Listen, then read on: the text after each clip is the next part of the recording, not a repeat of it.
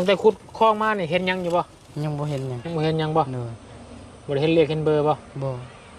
มันนี่เลขออกได้มันเนาะคนเคยมักไอบอกเลขถือได้ตรงเจียงคนนี้เนาะ เด้อ ช่วงอยู่กระต๊อบหลังนั่นสิ มักตัวยังมันนี่มักตัวมักตัวยัง จักแล้วบ่เคยใช้เลย นี่มาหอดกับบ้าเลขเราคอยบาทเลย1บ่ 130 เป็นมอนองเกียง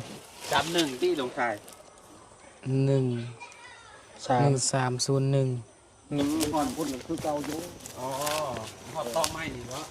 แล้วก็พดอะไรประมาณที่เมตร มันต้องก็ว่าแล้วก็ต้องวัดเบิร์ จะเลื่อยไป5พุ่น อั มัน น สิบห อัน ก นี้ อยู่แล้ว อันนี้รักแดนบ่ เป็นบ่ เลย เป็นบ่รักแดนบ่เนี่ย โดย อ๋อแสดงว่าเจ้าต้องเพิ่ม จากนี้ อืม กาพุ่น16อยู่แล้ว อ่า แต่จากมองนี่บาทนี่ ไปพี่ ก็ต่ออีก4เมตร 4 เมตร ไปดูเมตรคือเก่าหันแล้ว โต๊ะมุงโต๊ะไม้นี่แหละเขาว่า อย่าลองเบิ่งเนาะ นี่ 1 เขาเบิ่งดู 2 3ส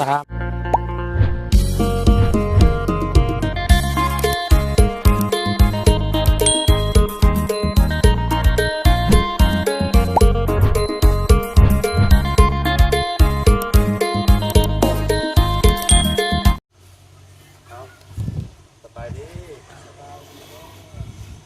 เอากำลังปัดกำลังเป่ากำลังเมียนกำลังกวดพี่น้องเลยเนาะทางน้องหังและน้องเจียงเอาอีกบ่นานเกินรอดเลยละพี่น้องเลยเนาะทางครอบครัวน้องหังและน้องเจียงอาจจะมีงานใหญ่เนาะหรือว่างานที่ว่าทางครอบครัวเพิ่นได้มีความใฝ่ฝันเนาะทั้งชีวิตมาแหละพี่น้องอะเนาะเพื่ออยากได้เฮือนงามก็ได้แล้วเนาะแต่กามาขึ้นเฮือนละบาทนี่พี่น้องเลยเนาะโอ้ยอีกบ่นานเกินรอบูว่าเมื่อใดเนาะเดี๋ยวทางบุญกสิได้ไปถามเบิ่งเพิ่นก่อนพี่น้องเลยเนาะมาบัดนี้ก็โอ้รู้สึกว่าน้องห้างเฮาป่องขึ้นแล้วพี่น้องเลยเนาะอ๋อสบายดีน้องห้าง สบายดี สบายดีโทห่วยปัดบวดอ่ะเนาะใกล้หอดมือหอดย่ามแล้วบ่ฮะมือใดฮะ ว้าว บ่ฮู้เอามือขึ้นเฮือนนี่ได หาชื่ออันนี้ น้องเฮืองน้องหังนี่บ่ฮู้บ่อ่าหากน้องเกี้ยงนี่ฮู้อยู่เนาะ เลยแล้วเราทำพอ อืมกำลังเก็บกำลังกวดอยู่พี่น้องเลยมืองามยามดีรู้ว่าจะเป็นมือใดที่ได้มือขึ้นเฮือนงานขึ้นเฮือนงามใส่หยาดเต็มพี่น้องเลยเอาก่อนอื่นนะพี่น้องเด้อขอกราบทักทายสบายดีพ่อแม่พี่น้องเบิร์ดสุขูสุคนสบายดีเด้อ FC ผู้ใหญ่ใจบุญเบิร์ดทุกท่านเด้อยินดีต้อนรับเข้าสู่ช่อง YouTube บุญสารวัตรคือเก่าคือเดิมพี่น้องเลยเดินทางขึ้นมาเนาะกะจน4 โมงกว่าๆพี่น้องเลยเพราะว่าไปเสียเวลาอยู่นั่นศูนย์รถเนาะเขาเอารถเขาไปเช็คพี่น้องเลยก็ถือว่าเปลี่ยนเรียบร้อยหมดแล้วเนาะนั่นก็คือน้ำมันเครื่องเนาะหอดขวบเพิ่นเลยเนาะหอดกำหนดของเพิ่น20,000 กิโลแหละพี่น้องเลยเนาะก็ถือว่าเบิร์ดในประกันที่ว่าทางหันค่ารถเป็นประกันให้ค่าแห้งสร้างเวลาหารถเขาไปเช็คถึงค่าแห้งมันจะฟรีแต่ตอนนี้กาย20,000ไปแล้วก็กาย20,000 โลไปแล้วก็ค่าแห้งบริฟรีแล้วบาทพี่น้องเลยเนาะเสียเงินทุกอย่างเลยบาทเนาะอย่างแรกก็คอยประหยัดขี่ไปพี่น้องเลยเนาะขึ้นมาเรานี่ก็เอารถทางบบุญขึ้นมาน้ำแน่เพราะว่าทางลุงจันทร์ก็ขึ้นมาก่อนเมื่อวานนี่พี่น้องเลยเนาะก็จิตากันกะย้ำเสียลงเวลาอีกนะพี่น้องเลยบุญก็เลยให้ทางลุงจันทร์ขึ้นมาก่อนเมื่อวานก็อยู่น้ำพาเมนตรงนี้เพิ่นไปเวียกเนาะเพื่อจะเข้ามาบ้านกับช่วงค่ำๆพี่น้องเลยก็เลยให้ทางลุงจันทร์มาก่อนเนาะกับบ่เพิ่งบุญขึ้นมากับอาจารย์เล่าพี่น้องเลยเนาะแบ่งปันกันไปพี่น้องขึ้นมารอบหน้าพุ่นละจังสิขึ้นมานำลุงจันทร์เนาะหรือว่าขึ้นมาขั้นเดียวกันไว้ไงชาวพี่น้องเขากับประหยัดงบเนาะในค่าน้ำมันไปแน่พี่น้องเลยเนาะแต่รอบนี้เอาขึ้นมาก่อนทางลุงจันทร์แน่รถบุญน้ำแน่พี่น้องเลยเนาะ ย้อนว่ากระดาษเวลาบ่ตรงกันพี่น้องเลยเนาะขึ้นมาก็สิมาถามน้องห้างและน้องเจียงพี่น้องเลยเนาะมือได้แน่เด้ว่าฉันสิขึ้นเฮือนขึ้นซานเนาะแต่ว่าทางน้องห้างเพิ่นนี่บ่ฮู้เนาะฮู้แต่อนามัยอย่างเดียวเอาเดี๋ยวไปถามน้องเจียงมันก่อนพี่น้องเลยเพิ่นกำลังเฮ็ดพิชังอยู่โอ้คลองยังอันนี้พี่น้องเลยมายามใดมีการเปลี่ยนแปลงตลอดเนาะเดี๋ยวมาถามเพิ่นก่อนคลองแบบนี้จะเป็นคลองน้ำประปาได้นี่ตามเบิ่งนี่โอ้คลองน้ำประปาบ่โธ่เอาสบายดีทางอาจารย์ลาวทางน้องเจียงกำลังขุดเนาะกำลังขุดได้หลายเติบแล้วเราก็ได้ขุดตั้งแต่มือนี่บ่นี่ห้ากับมือนี่ขุดมือเดียวก็ได้หลาย โอ้มือเดียวก็ได้หลายแล้วเนาะเอาใช้เบิ่งขุดแต่โดนแล้วบ่ด้วยแต่เช้า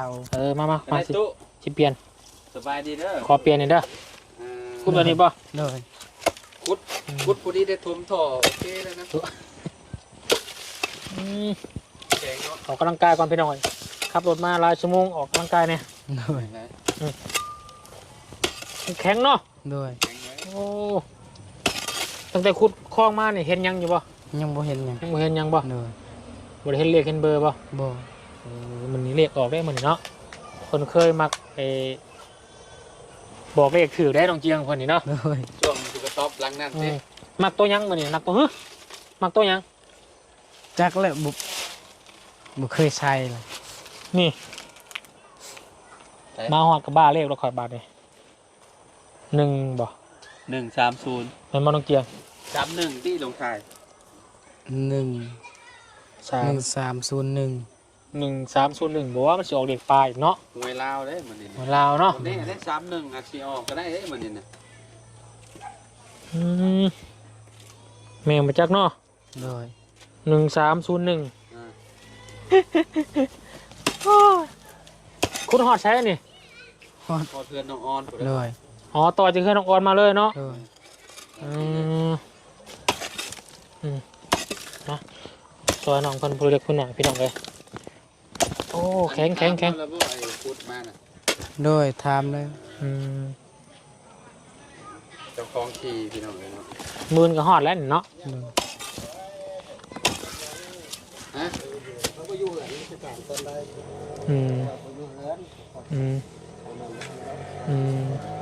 บอกให้ละเอียดซื้อโดย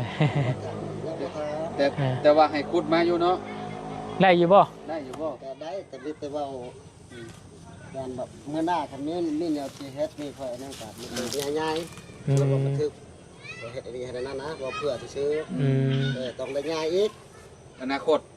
สมมติว่ามันง่ายแต่เถื่อเพิ่นสิเฮ็ดง่ายบ่ซื้อสมมติว่าเถื่อสิเฮ็ดอันนี้นี่เนาะเราได้ง่ายแต่เราง่ายเองแม่นบ่แต่เฮาให้ฟุตบอลใหม่อีกสมมุติว่าเดี๋ยวมีแนวเฮ็ดเด้แม่นอนาคตบ่แน่ได้บ่สิลูกเต้าเราเฮ็ดเทื่อเฮ็ดชาติบางเทื่อถึงบอลในตั้งเสาเดือนเท่ายังเนาะบางเทื่อก็จะได้ว่าโอ้เจ้าเฮ็ดเจ้าต้องได้ง่ายให้ค่อยได้ทุกไม่ก็บ่แม่นได้เด้อเบาได้ต้องคือว่าแล้วฮอดอันนั้นขุดเองอะไรก็ว่านะเอาเพื่ออนาคตดีแล้วเพื่อไว้เอาเพื่อความเพิ่นอยากตั้งเฮือนตั้งหยังก็ย่าให้เพิ่นเด้อน้องหลาเด้อตอนนี้เพิ่นก็ให้เฮ็ดก่อนเนาะขอน้ำเพิ่นนั่นแหละปัญญาเพิ่นอยากตั้งเฮือนตั้งศาลหรือว่าจะเฮ็ดทางนี้ก็ย่าให้เอานะเนาะบ่แม่นว่าสิให้เจ้าของ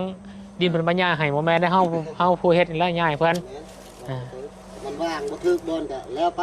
แม่นนะก็แน่ว่าเวลาเฮาปลูกเรือนสมมุติว่าสิปลูกมุมนี้ซะเนาะก็บ่ได้ง่ายก็อันนั้นบ่ถึกก็แล้วไปเราปัจจัยดีอยู่ดอกคือว่าเพิ่นซื้อดินซื้อแล้วบ่ยังอยู่เนาะต้องมาบุญแจ้งเรื่องดินบ่เพิ่นผู้ใหญ่จะดีไปซื้อดินออกให้บ่ในราคาเท่าไดบัดนี้ยังบ่ฮู้บ่ยังบ่ได้แทกกันบ่เพิ่มบ่มามองได้ประมาณ10,000แล้วสิมีเงินมัน10,000 บาทเนาะแต่บ่ฮู้ว่าทางอ้ายเพิ่นสิแบ่งให้เท่าไดเนาะติดต่อให้อีกประมาณ12นาทีมันก็เป็นตุน16คูณ16เลยแหละ 16คูณ16เนาะ แม่นทางยาวก็16แล้วอันนี้14ตื่มอีก4แล้วเป็น16คือกัน อ๋อโอ้ ไปลาก เติมให้อีกสี่ แม่นไปลาก สี่คูณสี่นะเพิ่มให้เนาะ อ๋อเพิ่มออกมาแม่น4เมตรบ่ แม่น เพิ่มให้อีก4เมตร อ่า อืม อ๋อ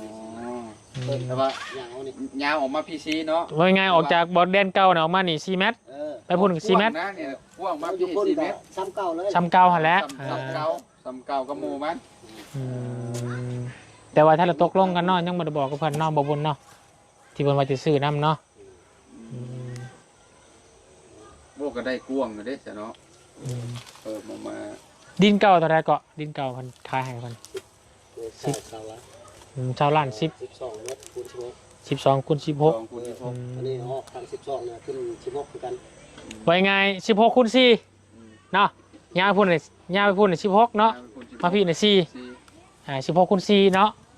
แม่นบ่อ้ายก็สิแม่นนะไปเบิ่งไป มาผิดก่อนเด้อ เดี๋ยวให้เพิ่นอธิบายให้กันพี่น้องเพราะว่าเห็นทางผู้ใหญ่ทางว่าบุญวันป่าเพราะว่าอยากเสริม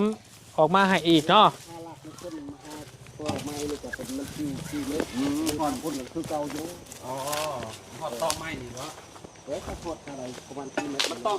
ทุกว่าแล้วก็ต้องวัดเบิร์ ตัวนี้ไปหาพุ่นมัน16 อันนี้ อยู่แล้ว อันนี้รักแดนบ่ เป็นบ่ โดย เป็นบ่รักแดนบ่นี่อ๋อแสดงว่าจะต้องเพิ่ม จากนี้ อืม กาพูด16อยู่แล้ว อ่า แต่จากหมองนี่บาดนี่ เออไปหา ไปพี่ ก็ต่ออีก4เมตร 4เมตร ตัวนี้หาพุ่นคือเก่าอันแล้ว โต๊ะมุงต้อไม้นี่แหละป่าวว่านี่ อย่าลองเบิ่งเนาะ ดูมา 1 เบิ่งดู 2 3 นี่ 4ประมาณนี้ละ4เมตร เกือบพอแล้วเกือบต้อไม้แล้วนะ คร่าวๆนะเนาะประมาณนี้11,000หรือว่า6ล้าน ลงไป กว่าเนาะอืม ดูว่าโอ้กว้างไหน มันพอดีเป็น16คูณ16เลย เออ ตัวเก่าอันนี้ ไว้ไง สองเนาะ อืม16คูณ16บาทนี่เนาะ 16คูณ16 จากดินเก่าความกว้างมานี่10เมตรบ่าย12เนาะ 12 12ออกไปอีก4พอดี 16 16พอดีรวมกัน16คูณ16ก็ถือว่าตัวหน้า20ล้านเนาะตัวเก่าเนาะก็มาถึงพอดีประมาณไรประมาณ20กว่า28ล้านเนาะ ไปล้าน อ่า เพิ่มมา แต่ว่าไอ้ร่วมกับเจ้าของเงินเพิ่นแล้วบ่ยังบ่ ยัง อืมฮู้แต่ว่าอ้ายนี่สิขายเนาะแต่ว่ายังบ่ฮู้ว่าเท่าใดเนาะอ่า เดือนจะสามารถ มัน แบบ เงินบาทได้ครับเงินบาทก็ได้ เงินบาทเนาะ เอาเงินบาทเลยก็ได้ เดี๋ยวอนาคต เอาเป็นเงินบาทเอาเนาะ โดย ได้ก็ยา ปลูกผักปลูกหยังปลูกผักปลูกหยังให้มัน ร้าน ได้ ก็ได้ก็ยาเอาเงินบาทก็แล้ว โดยในเดี๋ยวจะให้ทางบบุญเพิ่นมาเอาลงเพิ่นเองเพราะว่าเพิ่นเป็นของเงินเป็นจังไดเนาะมันสมมาพาควรบ่หรือว่าจังใดเนาะอ้ายเพิ่นว่าอยากแบ่งให้4เมตรเนาะแต่ว่าความกว้างก็16ยะออกมานี่4เมตรในราคา10,000 บาทเนาะ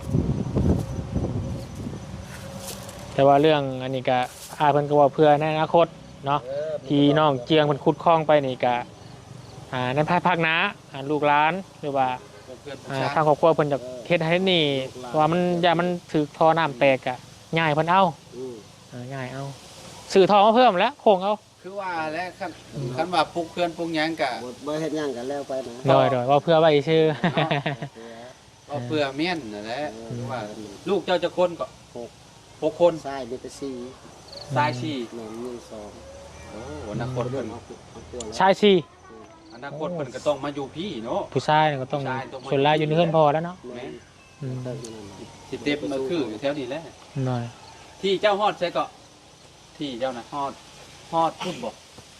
ขึ้นไปพุ่น บ่เอาทางนี้ ค่ะ มีนี่ ขายต้นมงมีนี่ แม่นมักนับนี่เด้ โอ้ยมงปลูกมงนัดดีบ่ แม่น ไปพุ่นเนาะไปประจันเนาะอืม ตัดไปมานี่ โดดขึ้นมาต้นมงมีนั่นเนาะฝั่งนั่นก็อันน่ะ ก็ค่าลักว่าค่าเขาปอดมัน ขาละกวมมันก็จะผ่อนมันท่านเนาะ ข้าวปอด อืม เนาะ หน้าเพื่อนน่ะมันพานั่นแหละครับหน้านี่เป็น อืม ข้าวปอด เพราะว่าร้านนั้นเป็นของอาซอดพี่น้องเนาะของฟอนเพิ่นเนาะดินฝั่งนั่นก็เป็นของพระเจ้าอีกฝั่งนั่นเลยเนาะ แม่นนี่ หลายเจ้าเลยพี่น้อง หลาย จะต่อติดกันหั่นน่ะ นาคตนี่ครับนี่แหละเดือนมันสิเปลี่ยนหมดแล้วกัน อืม คิดว่า มือได้เพิ่นมาเข้าน้ำให้ซะน้อง มืออื่น มือเนาะ มื้ออื่นบ่เฉพาะบ่เสียงจังโทรเอาเบอร์คนเข้าน้ำนำ อืม โดย ถามให้น้องอาเจืองนี่เองเนาะ เท่าไหร่ก็ 5 ล้าน 5 ล้านทอเฮาซื้อเอง โดย เพราะว่าเพิ่นสิให้เฮาแต่4เมตรเนาะ โดย ท่อน่ะคันว่าบ่พอให้ได้ซื้ออยู่แล้ว ซื้อเอง ซื้อมาเพิ่ม คือข่อยซื้อในเฮือนน้องเขามาเฮือนน้องอ้อนนี่500,000พุ่นเด้ อืม 5 ล้าน500,000เพิ่นค่าน้ำเพิ่น5 ล้าน แต่ว่าเฮาซื้อท่อเด้เพิ่นอะไรท่อ500,000แม่นเพิ่นไว้ง่ายเพิ่นเอาให้เฮาในราคา5 ล้านได้4เมตร อืม หรือว่า8เมตรบุญก็จื้อบ่ได้ 8 โดย ก็คิดว่า8เพราะว่าคอยเคยถามเราอยู่ มันยัน8เมตร บ่8ก็4คือเจ้า คือน้องเจียงนี่ร้านเติมแล้วมันไก่เนาะ โดย ชื่อทอ ต่ เขา อจากอัน8เม็ดซะว่าไว้คร่าวๆเนาะ อืม เพื่อเพิ่นให้8เม็ดแล้วก็ซื้อเพิ่มไปอีกปุ๊บอ๋อบ่พูดเพิ่นก็สิเอามาให้เองดอกอันนั้นเพิ่นก็สิคิดรายเองดอกเพราะว่ากงเตอร์ก็ต้องตัวใหม่เบิดเนาะ เพื่อนอ้ายนี่อันนั้นเนาะน้ำมาดานเนี่ยเนาะ เพื่อนเราหน้ามาด้านน่ะสบายของเรา จอเท่าไรอ้ายตะกี้นี่ 7ล้านหนึงเนาะ หลายปีแล้ว สมัยตะกี้เนาะ ตะกี้เนาะคักเนาะ วาดซื้อนี่มันตายได้เลย ที่แปลงอีก ตายได้ไม่โกงแล้วกิน จักแม็ดจะเจาะตอนนั้น ตามที่ไปแล้ว ตาม จักน้อยป่ะ จับง่ายเลยจับน้อยบ่ได้เลยเพิ่นก็บ่อยากนี่แต่ว่าแต่เด็กจับน้อยก่อน อืม บ่ได้เราไปเฮ็ดละลาเฮาไปเชื่อเงินเชื่อเด็กเชื่อให้กินได้ ตอนนี้น่ะตอนนี้ได้ตายแล้วบาทนี่ ยอมตายแล้วเอาว่า มันหลายปีแล้วเนาะ บ่ได้ไปซื้อ ได้จรวดเท่าแล้ว แม่น ต้องดึงขึ้นมาแล้วใช่ไหมบางทีเฮาบ่ได้เอาขึ้นมาโดนแล้วเฮาบ่ได้ล่างมันเด้ได้มันนะสุรานเป็นแบบนั้น คือของน้องแช่คือกันนี่ขวาเอาเมื่อให้สร้างเพิ่นมากออกแล้วก็ล่าง ได้ ได้ ว่านี่สมมติว่าหน้าดินนี่ อืม เอาลงจำหลายกับบ่ดี อ่า พวกปั๊มมันนี่น่ะ แม่น แต่ว่าเฮาต้องเอาห่างจากหน้าดินประมาณเม็ดหนึง เออ แต่ว่าเวลา คือจะ น้ำเบิดน้ำหยัง คือเจ้าสิดึงขึ้นมาช่วงมื้ออื่นมื้อฮื้อนี่ บาดเจ้าชาวลงหมาลงคือเก่าให้มันไว้ง่ายตัดออกประมาณเม็ดหนึง ให้มันห่าง ให้มันห่างจากดินเก่า ห่างจากหน้าดินน่ะ เพราะว่าน้ำมันกิตมมันไหลทมเตียว ได้ก็ได้ดิมัน แม่น แดกแบบพวกนักนะมันแดกบ่ได้ก็ต้องสิตายไว้ถึงไม่ไว้ แม่น เอา แม่น เอาเสือกเด้เฮามัดห้อย แม่น ไว้ แม่นแม่นหอยเม่นหอย เอา เม่น ไล่เฮาเอาลง ของเฮา บ่คุ้งนะ แม่นเพราะว่าดินมันไหลมาเด้เนาะมันทมใดเฮาเด้ ใช่เป็นปีแหละปีปลายแหละทางยุไปปั๊มน้ำน่ะมันอยู่ในน้ำมันกับ เพื่อแล้วนี่ได้เงินค่าดินนี่ซื้อได้เลย ประมาณ หากยังได้ตกลงกันเนาะยังตกลงกับเพิ่นบ่ยังอยู่ในราคา11,000ยาวกว้าง16ยาว4เมตรสิพอซื้อหรือว่าจังไดเดี๋ยวปรึกษากันเบิ่งเนาะน้องเจียง โดย บาบุญว่าเพิ่นแจ้งงบประมาณเท่าใด ก็ได้ จักและยังบ่ได้แจ้ง ยังบ่ได้แจ้งว่าราคาเท่าใดเนาะ โดย ที่ผู้ใหญ่เป็นซอยมายังบ่ฮู้เนาะ โดย บาบุญก็ยังบ่ได้ถามเพิ่นว่าเพิ่นเนาะจักหน่อยเพิ่นเอิ้นเข้าไปอันนี้อยู่ไปกินหมูกระทะเนาะอาจารย์ กินหมูกระทะอยู่เฮือนน้องหัวบ่พี่น้องเอ้ยเห็นว่าทางผู้ใหญ่เพิ่นว่าจะเลี้ยงทีมงาน แม่ ก็เลยขึ้นมาเลยมาพี่ก่อนมาเบิ่งห้องก่อน ยันบ่มีห้อง ยังบ่มีห้องนอนห้องเช่าพี่น้องเอ้ยก็เลยแลบมาเยี่ยมยามมื้อใดจะขึ้นเฮือน คันมีหมู่มีเงินแล้วก็ซื้อหมู่แล้วก็วันศุกร์นี่แหละวันที่เก้า มื้อนี้วัน มื้อ จั นี้ นทร์ วันที่ห้าวันจันทร์ โดย นี่หา น้องเพิ่นจะขึ้นวันที่เก้า โดย แม่แล้ว ถึ เนาะ งวันศุกร์ วันที่เก้าถือวันศุกร์ โดย ก้าวหน้าแล้วก็ เก้า สุขกับสุข เก้าหน้าเก้าหลัง มีความสุขความเจริญเนาะ ก้าวไป วันสุข เรื่อย อืม โอ้ แต่ว่างบประมาณสิซื้อหันซื้อนี่ยังบ่มี แม่น อืม มันต้องมีหยังแน่หนูอย่าง มีแต่หมู่ หมูตัวหนึง อืม ไก่ ไก่มาคอเฮือนแม่เฒ่ากันนะ ไก่ขอเอา โดย อาหารการกินแล้วเนาะหมูคูจังผูกโคตะแคน โดย พวกซีนพวกหยังเขาแล้วเนาะพวกปลา หมูเขาเคยเฮ็ดกับตะกี้ก็ประมาณ10 โลเนาะ แม่ คือเฮ็ดแล้วเฮือนน้องน้ำน้องหยังที่ผ่านมาก็10 โล ก็10โลเพิ่น อืม มันก็อยู่น้ำเว้าคนคือกันได้นี่ก็ได้ อืม อันนี้เว้าคนหลายอันค่าใช้จ่ายก็สิหลาย เว้าหลายมากแล้วอุ้ยของกินนี่เพิ่นก็อายเพิ่นเด้เนาะ โดย ถ้าเป็นไปได้ว่าวันศุกร์นี้เนาะถ้ามีเงินมีคำว่าเนาะถ้าว่ามีเงินซื้อห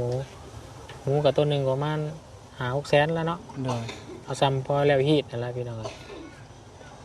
เพราะว่ามูลต้องจำเนาะ โดย ไก่อีกได้เนาะ ไก่ นี่ ขอ แบบปลูกแคนบ่ โดย ขอคือไม่เท่าก็ได้เนาะ ปลูกแคนนั่นน่ะสร้างน้ำได้เนาะ โดย สร้างกับชอบอยู่สร้างกันเนาะสร้างเชียงเนาะสร้างเป็นเนาะ อ๋อ เห็นในคลิปเบาเชียงบ่ โดย คนเป็นหยังเนาะ เมียนอยู่ จัก ดีแต่บ่นั่นนี่ฮึ ดีแล้วครับ อืม สร้างเป็นเนาะ อยู่ดีว่าช็อกสักยังเงียบก็ซะจะเป็น น้อง ยังไง เมียยังบ่ได้เว้านำอยู่บ่ โดย ในกอง ยังเรายาน คนมาเมื่อหนาวผ้าผู้ใหญ่ใจบุญเพิ่นมา FC เพิ่นมา เอามาเพิ่งเอาลูกชิ้นมาให้แล้วบ่กล้าเว้าเลยมันพากันไป เออ มาเมื่อหนาวบ่พ่อน้องห้างน้องเจียงกันเป็นยังไง เราบ่เว้าลาวเลย เราบ่ได้จมคิดฮอดอันนั้นบ้านบ่ เราจมตลอด อ้าว ก็ อยากเมื่อบ้านบ่ โดยค่อยว่าให้อยู่ก่อน อืม เอาลานก่อนให้แล้วเวียก่อน ให้เจ้าไปเอาเฮงให้จบก่อนเนาะ โดย ช่วงนี้บุกเบิกเอาเฮง โดย แบบว่าอยากให้มันแล้วเนาะกลมันหรอว่าเอาเฮงกลมันหรอว่า โดยเอาให้ก่อน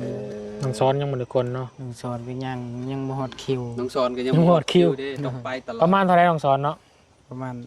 3-4ที่4 คิวที่สี่ โดย อีกดนบ่กะว่า อีกดนและยังลายอยู่ อืม ผู้ยากลยังลายอยู่ ว่าง่ายๆไปทรงแห้งเทื่อหนึงนี่เพื่อมันสิแล้วก็หลายมื้อแล้วเนาะ โดย อิงตามมันเพิ่นเนาะ อืม โดย ไปส่งนี่ถอนน้ำแน่แล้วก็ขึ้นรถน้ำแน่เก็บน้ำแน่แล้วเนาะ โดย จนแล้วบ่แล้วว่าง่ายเนาะ บ่ส่วนหนึ่งหันมือหนึ่งแล้วเลย อืม ส่วนหนึ่งมือหนึ่งตอนแรกแบบนี้ไปก้นแล้วก็มืออื่นตอนเช้าแล้วไปขึ้นนี้ ไปขึ้นชนรถเพิ่น โดยไปขึ้นแล้วประมาณ10 จะได้ก็สู้ๆเด้อน้องเด้อ โดย ให้จะได้สาพี่น้องเลยเนาะหอดมือหอดยามก็ต้องขึ้นมันแหลมมันถั่วเนาะ โดย ฟังเบิ่งถึงเลขมาแรงนี่เนาะ301ถึง3โตวนี่สิจวดให้เด้อหาถ้าสู้ๆเนาะเด้อสบายดีพี่น้องเลยไปสาพี่น้องเลยเดี๋ยวคลิปนี้กับบุมีหยังหลายเด้อมาเยี่ยมมายามน้องเจียงเนาะแล้วก็ฮู้มือฮู้วันขึ้นเพื่อนใหม่เนาะก็คือมือวันศุกร์พี่น้องเลยเนาะแล้วก็เรื่องดินเรื่องดอนเพิ่นสิเพิ่มให้ประมาณ4 คูณ 16เนาะยับออกมานี่4แต่ว่าความกว้างซ้ำเก่าเนาะ4 คูณ 16พี่น้องเลยถ้าว่าได้เต็มดินกับแมน16 คูณ 16ผลวันเนาะจากต่อเติมจากดินเก่าไปพี่น้องเลยเนาะสำหรับคลิปนี้ขอลาก่อนแล้วพี่น้องสบายดีเด้อเบิดทุกคน